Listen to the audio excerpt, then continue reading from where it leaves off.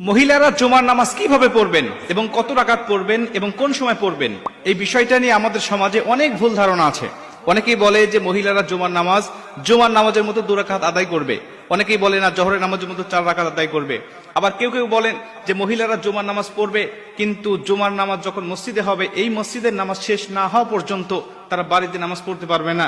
মুসল্লিরা যখন নামাজ শেষ করে বাসায় আসবে, তখন মহিলারা বাসায় নামাজ আদায় করবে।